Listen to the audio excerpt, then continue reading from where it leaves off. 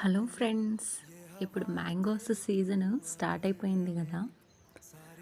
నేను కూడా ఈ మ్యాంగో సీజన్లో వచ్చే ఫ్రెష్ మ్యాంగోస్ తోటి మామిడికాయ ముక్కల పచ్చడి చేశాను.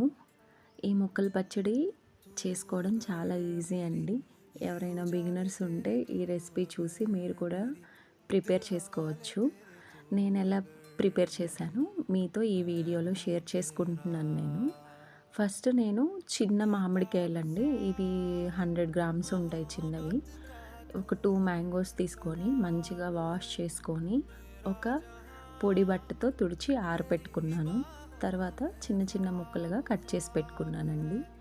ఈ 200 గ్రామ్స్ మ్యాంగోస్ని నేను ఈ చిన్న ముక్కలుగా కట్ చేసి పెట్టుకొని, నేను తీసుకున్న కొలతలు మా ఇంట్లో రుచికి తగ్గట్లు, మేము కారం తక్కువ తింటామండి, అందుకే నేను కారం తక్కువ తీసుకున్నాను.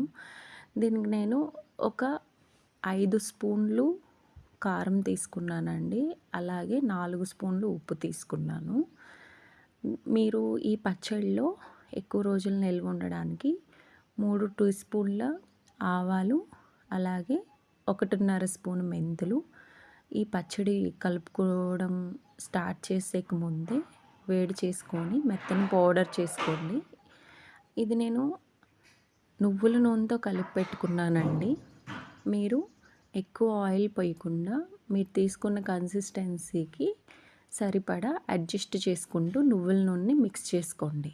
ఇలా కలిపి పెట్టుకున్నాక కంప్లీట్గా ఉప్పు, కారం, మీరు వేసిన ఆవపిండి, నువ్వుల నూనెతో కంప్లీట్గా మిక్స్ అయ్యి ముక్కలకు పట్టేలాగా కలుపుకోండి. అడిషనల్గా ఏం చేయాలంటే, అడిషనల్ టేస్ట్ కోసం ఒక 10 వెల్లుల్లి రెబ్బలు మీరు తొక్క తీసేసి ఆ 10 వెల్లుల్లి రెబ్బల్ని ఈ పచ్చడికి కలిపి పెట్టుకోండి.